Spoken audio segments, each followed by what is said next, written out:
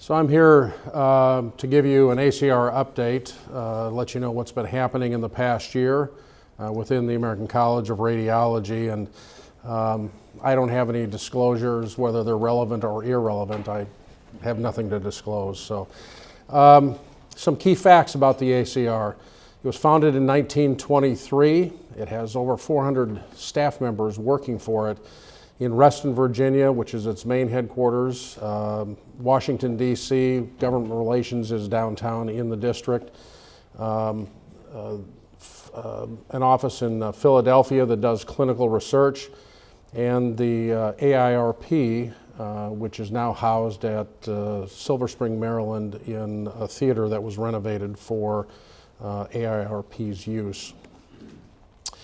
ACR is a volunteer organization. There are over 1,800 individuals who participate as radiologists in leadership within the organization. Bib Allen and Jim Brink are the chair and vice chair of the organization respectively. Bib will finish his term as chair in May, and Jim Brink will move in as chair. Bill Harrington and myself are speaker and vice speaker respectively, and will continue in those roles for another year. ACR has developed several core competencies over the years. Its most prominent is in advocacy, but economics is another area of specialty for the college that nobody else in radiology is as deeply involved in as the ACR, and providing membership significant benefits in those arenas. Quality and safety, Paul Larson was chair of the Commission on Quality and Safety for years. Outstanding job. That group is well regarded. Education, research, membership, and informatics are various competencies within the ACR. So I'd like to go through some of those this morning with you, and I'll start with the advocacy group. ACR is the leading radiology organization engaged in advocacy and economics, as I said earlier. The advocacy really needs to be celebrated because it has been a tremendous year. 2015 was just a spectacularly good year for us from an advocacy viewpoint. As an exercise, I'd like you to think about the ACR, think about the world of radiology without the ACR. Radiologists would probably still be paid under Part A of the fee schedule by HHS. It's the DRG world of the current day. The RVRBS wouldn't exist. A radiologist came up with that in the late 80s and is now adopted as the basis for all of our coding and billing. Physician groups would joint venture imaging, hiring radiologists for a fixed fee for their service. Mammography QA and safety standards probably wouldn't be in existence.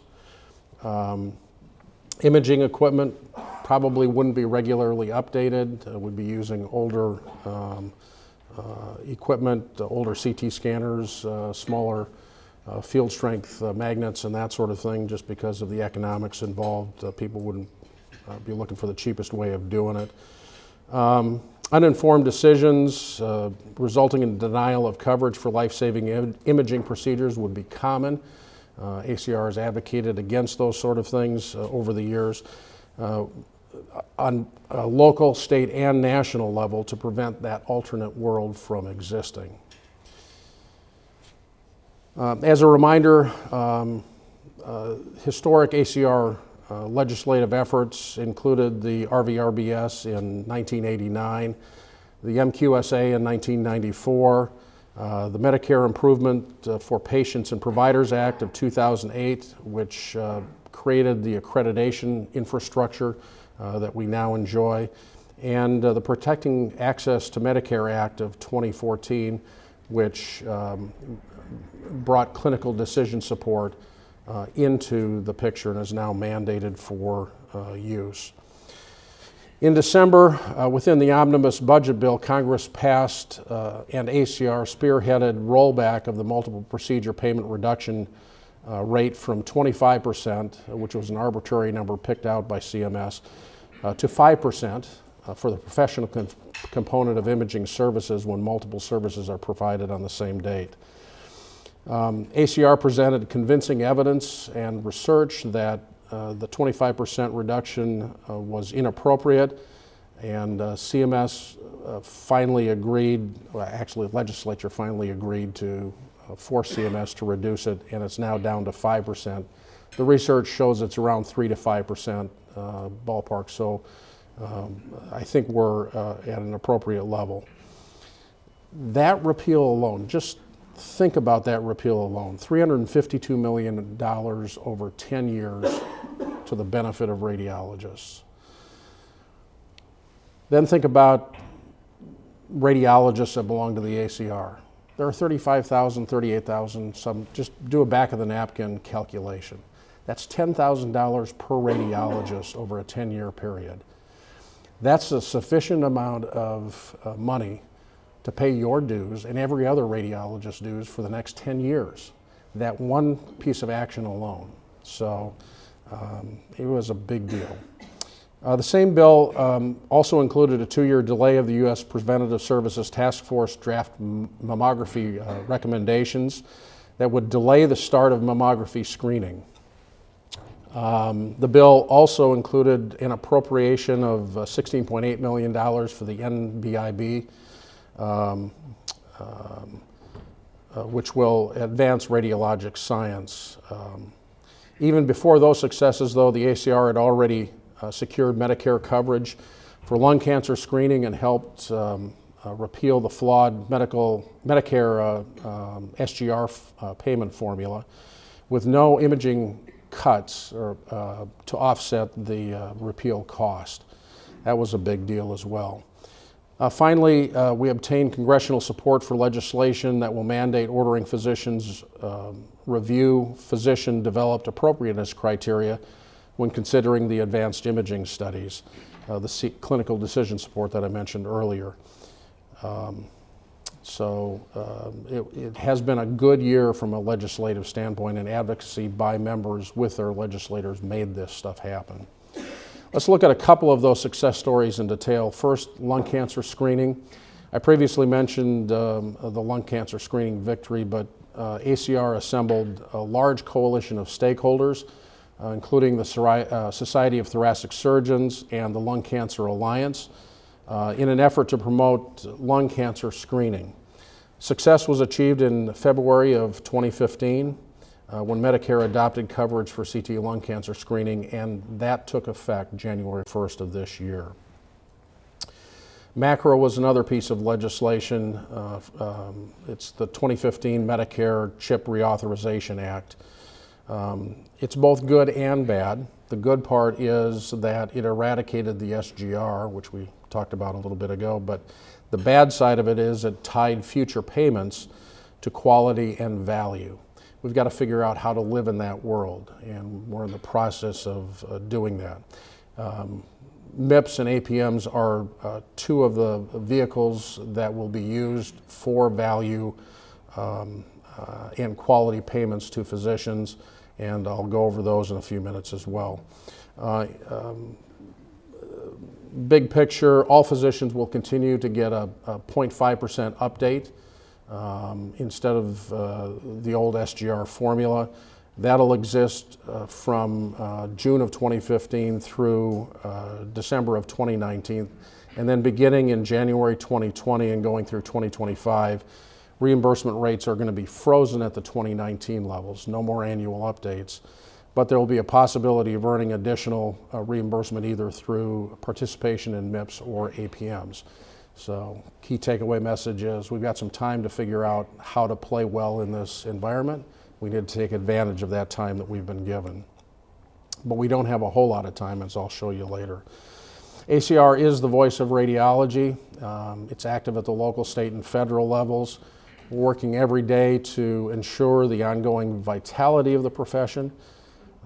ACR's advocacy efforts allow members to concentrate on what they do best, providing quality service to our patients. Let's delve into a little bit of the placid life of economics. And I say that with a smirk on my face. Economics Commission has developed a number of resources which can be found on the ACR website. I encourage you to look at those if you need. The Commission has also developed an ICD-10 physician documentation improvement training podcast. It's a series that's now available of 20 MP4 podcasts. Each are 5 to 7 minute video audio presentations on various aspects of ICD-10, which is something that we were forced into using beginning last fall.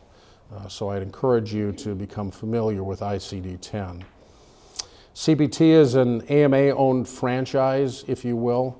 Franchise would be in quotes. The advisory panel for CPT meets 3 times a year and has both ACR and SIR representation on the panel. So radiology of the 21 members is well represented on the panel itself. And then there are a couple of hundred advisors and associate advisors that work with that group as well on, at each of those meetings to develop CPT codes. In 2016 cycle, for beginning this year, there are 70 new codes in the CPT book. Actually, we presented 70 codes that some were new, some were revalued, but that encapsulates a large amount of work. 70 codes is a rather high volume. 2017 cycle, lesser work, 45 new or revised codes have been presented and have been accepted, and you'll see those in 2017. I can't tell you what those codes are now. I'm bound to secrecy through the AMA process about what those are, but they will be helpful to radiology. And then the 2018 cycle is going to be relatively quiet in comparison with the 2016 and 17 cycles. There may be 30 or so codes that we're looking at for implementation in 2018. The Relative Value Update Committee is the counterpart to CPT in valuation of codes. So CPT creates the codes, RUC values those codes. It similarly meets 3 times a year. It uses screens like codes reported together frequently, or high utilization of individual codes, or fastest growing utilization. Those screens are used to pick codes that need to be revalued or looked at for appropriate valuation. Surveys are then done of memberships of societies who use those codes on a regular basis. And you all may have received a survey in that process. I'd encourage you to fill out those surveys if you get them, but do so thoughtfully.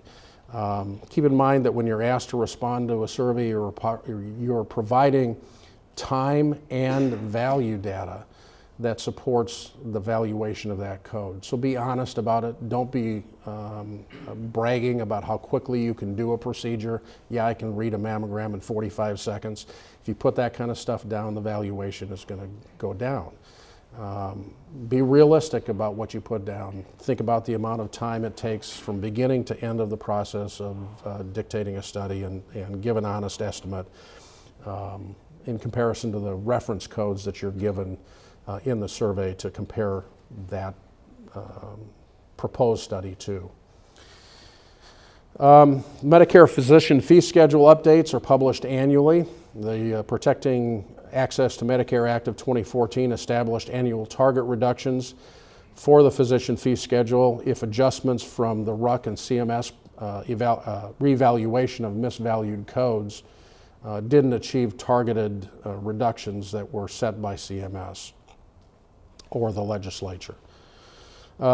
Subsequent legislation in 2014, the Achieving Better Life Experience legislation, accelerated implementation of these offsets with a mandatory 1% reduction target for 2016.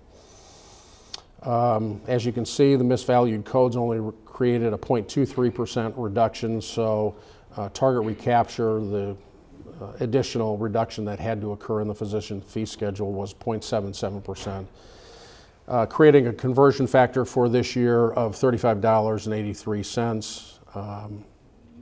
Looking globally, the overall estimates for radiology basically break even. Interventional radiology, you'll see about a 1% increase. Bad news for nuclear medicine and radiation oncology, 1% and 2% decreases respectively overall. The PAMA required additional valuation adjustments by CMS if valuations were greater than 20% change. Those adjustments needed to be done over a 2-year period. As you can see on the slide, CMS chose to take that to mean they could do 19% in 1 year and 1% in the other year to implement that reduction.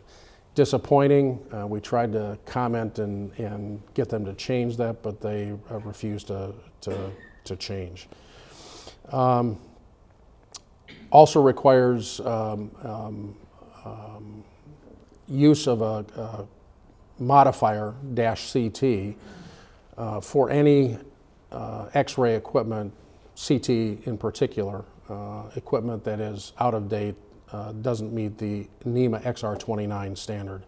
I don't think anybody here is using that kind of equipment, but if you are, you need to be reporting beginning this year using a CT modifier with each of the codes for CT. There's I believe a 15% reduction in reimbursement if you don't meet that NEMA standard. So actually that begins next year, my apologies. That begins January 1st of 2017. Lung cancer screening initially had a low valuation in the proposed final rule, but after ACR commented and made its recommendations, CMS has chosen to now value lung cancer screening identical to non-contrast CT. There's also a corresponding counseling and shared decision-making CPT code that you can use if you meet all of the elements of doing counseling and shared decision-making. And that value is 0.52 RVUs. I'd encourage you to look it up and make use of it if you are appropriately counseling and helping make decisions for that patient.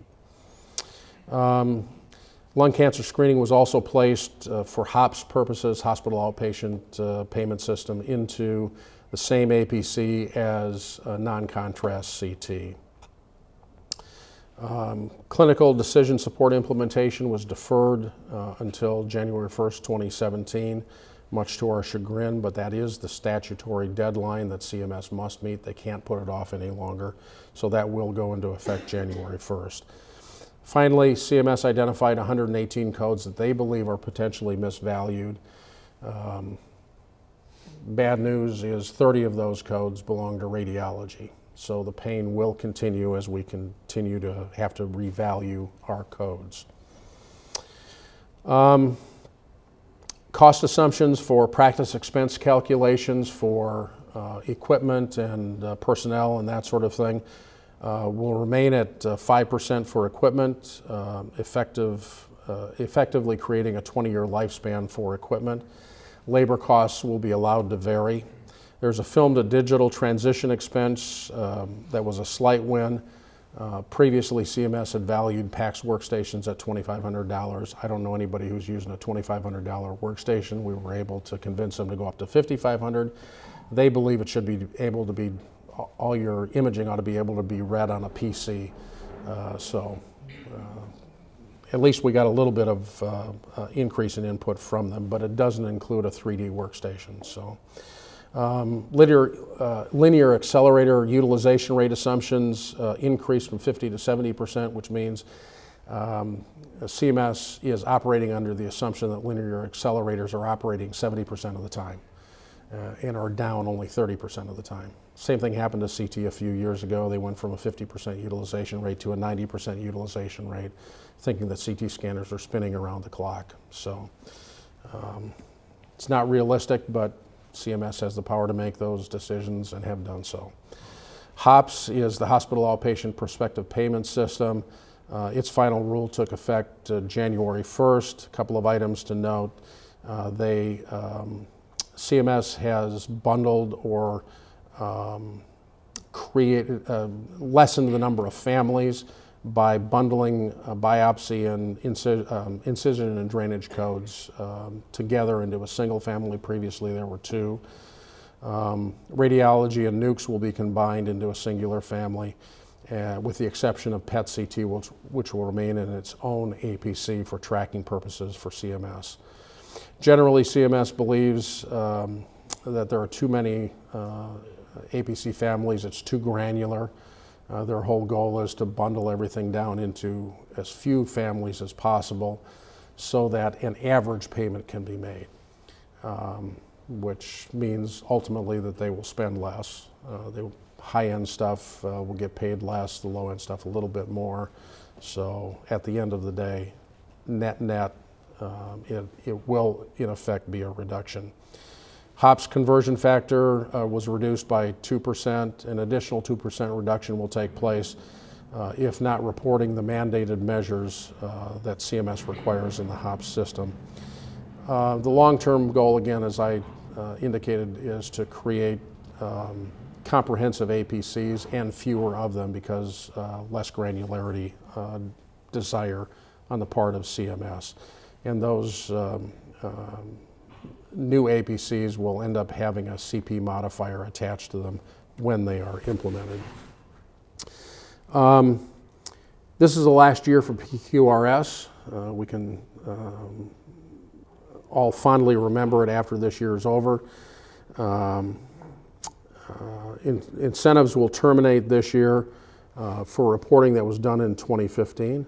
For measures and things that you reported in 2014. For the reporting that you did in 2015, penalties will begin to be assessed in 2017 if you didn't report or didn't meet the mandated measures in 2015. Value-based modifier program will also be applied to groups of 10 physicians or more that are reporting as a group.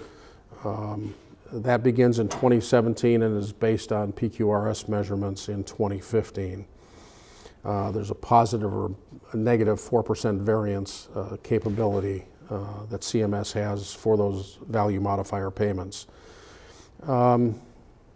Details of the PQRS and value modifier programs are available on the ACR's PQRS webpage, including information about the clinical qualified data registries, which I encourage you all to participate in if you haven't begun to do so yet. They will be important, critically important for MIPS and APMs in the future. So begin planning ahead. Just remember there's a 2-year lag between the reporting period and when you actually get paid for what you reported. It's already too late to affect your 2016 payment. It's already too late to affect your 2017 payment. So right now we're in a period where you got 9 months left for reporting for 2018 payment. Begin planning ahead and taking advantage of that. MIPS and APMs, I'd just like to cover those briefly. MIPS was created by MACRA, that legislation earlier last year. When SGR was eliminated, MIPS and APMs took their place. MIPS is a modified fee-for-service program. It creates a composite score based on existing incentive programs, including the PQRS, value modifiers, meaningful use, and a new clinical improvement activities program. The composite score is then compared to a threshold that CMS will determine annually. It'll move. It's not always going to be the 50th percentile. It may be the 30th or maybe the 70th, depending on how much money CMS has to save or has in its coffers and can share with us. Payment adjustments will be capped at plus or minus 4% for 2019 to 2021. And then plus or minus 9% for 2022 going forward until legislation would change that. And I don't know if you can see it very well, but the pie down in the lower right-hand corner demonstrates the various relationships between each of the components. So 30% of the reporting is based on the quality metrics, 30% is on resource use, 15% on meaningful use, and 25% of the score that you will get is based on the new clinical practice improvement activities program. So you got to figure out how to deal with each of those to do well. Hopefully you'll be above the threshold for reporting purposes. APMs are alternative payment models like ACOs. They're designed to more comprehensively coordinate care, improve costs, and reduce costs and improve quality. Effectively, they're the triple aim of medicine. They must include a quality component, and they must assume a two-sided financial risk. Eligibility for an APM requires participants to receive at least 25% of their Medicare revenue through an APM in 2019 and 2020. So if you're going to participate, at least 25% of your Medicare population has to be enrolled in an APM. The revenue threshold increases over time. If you participate in an APM, you're exempt from having to participate or meet the MIPS criteria. So there's a benefit to participating. Legislation provides a positive 5% incentive payment from 2019 to 2024 for participating in an APM. Most common APMs to date, as I said earlier, are accountable care organizations.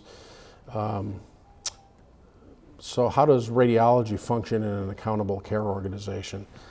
Well, ACOs are a shared savings model of incentives to provide value. Radiology is not at the top of the list for most ACOs, however. Use the time that you have here in the next couple of years to understand the market, how it's evolving in your area, and position your group to take a leadership role in ACOs or APMs of the future. Just to give you an idea of radiology's piece of the healthcare pie, the little wedge up at the 12 o'clock position is radiology's relative expense in the healthcare system. All else is in the dark blue. That's current expense, but when you think about the impact of radiology on healthcare, the next day, the next week, and the next month, the decisions that are made based on the imaging that we do has a significant impact on healthcare expenses. So while radiology itself doesn't have a whole lot of healthcare cost associated with it, the impact of what we do is huge.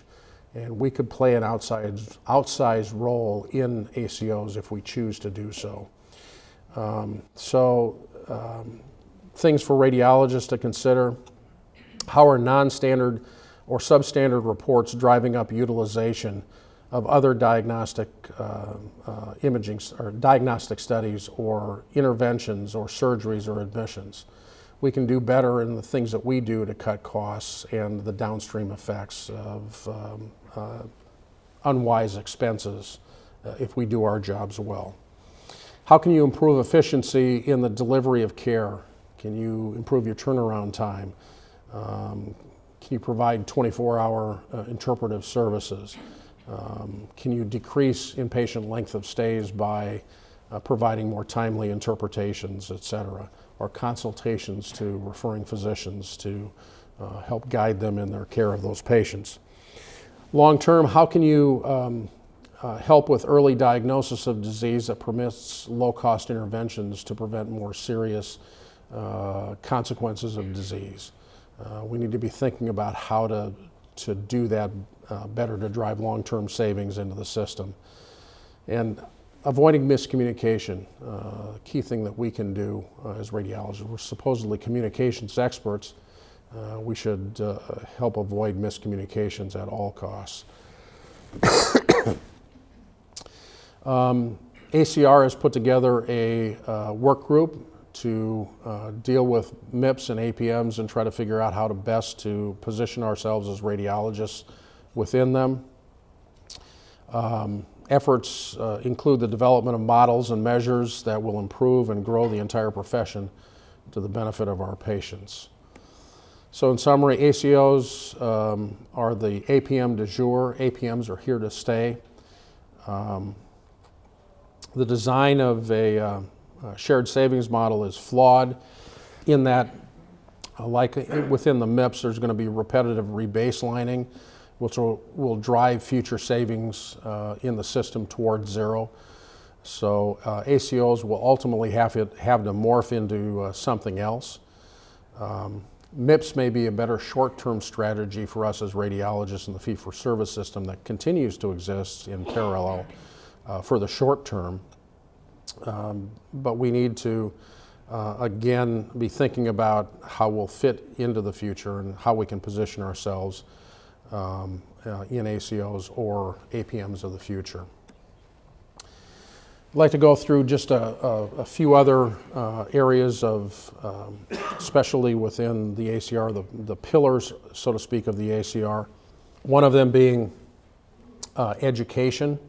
ACR has an education center that's one of the most advanced and interactive training facilities in the world. If you haven't taken part in a course there, I highly recommend you do. It is a superlative course. Almost everybody that comes away from there is raving about how much they learned during their time there. AIRP provides rad path courses for residents and practicing physicians if you choose. If you can also find the extended time to participate in those courses. And of course there's ACR 2016, which is the Crossroads of Radiology. It'll be held at the Wardman Park Hotel in Washington, May 15th through the 19th. There's a parallel resident and fellow section meeting that will be held on on May 14th and 15th. This will be the second annual meeting where educational content will run in parallel to the governance track. Historically, it was a governance focused meeting. It is now becoming a major meeting that includes traditional education in clinical care economics and advocacy, as well as the governance track. I urge you to sign up for the virtual meeting that is available through the ACR 2016 website.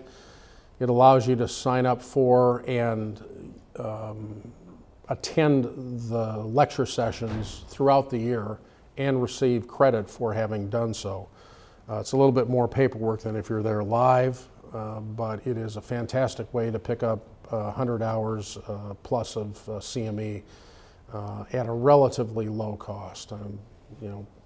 Dollars per CME, a few dollars per CME. It's pretty cheap. RSCAN is a research initiative that ACR has recently undertaken. RSCAN stands for the Radiology Support, Communication, and Alignment Network. It's grant-funded research that positions physicians for, hopefully will position physicians, radiologists well in the value-based care environment. It fulfills MOC Part 4 if you can participate in this research project. It's funded for 4 years at $720,000 a year, but it will only continue to be funded if its recruitment goals are met, and it requires putting 1,000 radiologists and 5,000 referring physicians together each year into the research study. So radiologist pairs up with 4 referring physicians and they develop models of care within this project. The Research and Innovation Center in Philadelphia is a gem. It's recently been downsized and refocused. It is a state-of-the-art regulatory compliant facility in Philadelphia. It provides expert clinical trial support. It has a network of research leaders and a network of qualified sites where research can be conducted. It also has a world-class core lab in imaging that we use for our own research, but we also provide that core lab to other research organizations. ACR Foundation includes the Neiman Health Policy Institute, the RLI, which you'll hear a little bit more about from Frank in a few minutes. There's Akron, Neiman Molecular Imaging Fund, International Outreach, and the new ACR Head Injury Institute, which is studying traumatic brain injury, and a new seat on the board actually for this institute. So it's an area of focus for ACR in the next few years. There's also a new commission on patient-centered care. Patients are at the center of what we do. It's about time we start focusing on patients. We put a new commission together that's now active. Some of you may be participating on that commission. Thank you. Others, if you want to get engaged, get a hold of me. I'll get you in touch with the right people. James Rawson is the lead on that commission. One of the speakers at the meeting in Washington this year will also be talking about patient-centered care. He's an advocate. He's not a radiologist. He's actually in business, but on the side in his outside business life, he's a very strong patient advocate, so I'm looking forward to hearing from him. Future of the ACR, membership is key. Membership's at the heart of our strategic plan, which we developed in 2014. We empower members, make them or give them the opportunity to be universally acknowledged as leaders in delivery of and enhancement of quality health care, leaders in innovation, leaders in quality. Working in payment models is a major focus to prepare members to adapt and thrive within new payment systems. So who is the ACR?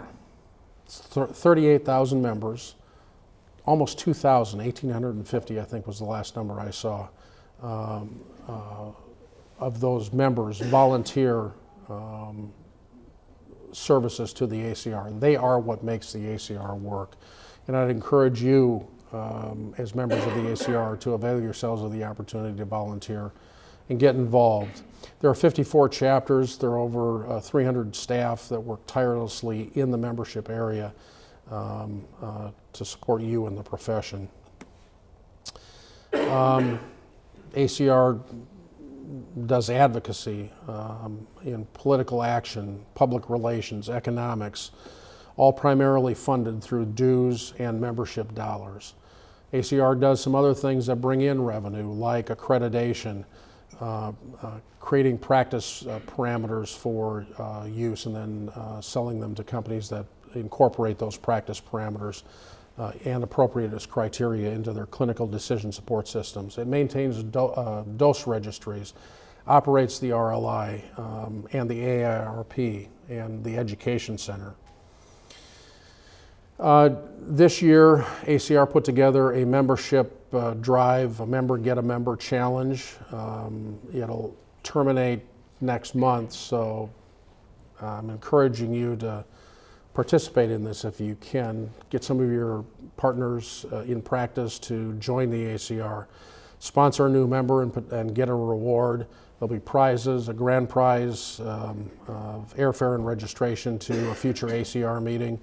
Runners-up will get discounts to ACR courses, but everybody who brings in a new member will also get a thank you gift for all those who sponsor new members. ACR needs appropriate resources and engaged members, again, volunteer. Radiologists invest thousands of dollars and forego income initially when you become a radiologist, going through the residency and fellowship. So how do you protect that investment and advance that investment in the future? I'd submit to you that ACR membership is one powerful way of doing so. It costs less than $2.50 a day. You all spent hundreds of thousands of dollars going through training to become a radiologist. This is one way to cement your future 365 days a year, 24 hours a day, 7 days a week. So join the ACR. Websites for ACR membership. Remember that MPPR change that basically allows you to pay for your membership for 10 years, that one act alone. So encourage your partners to join.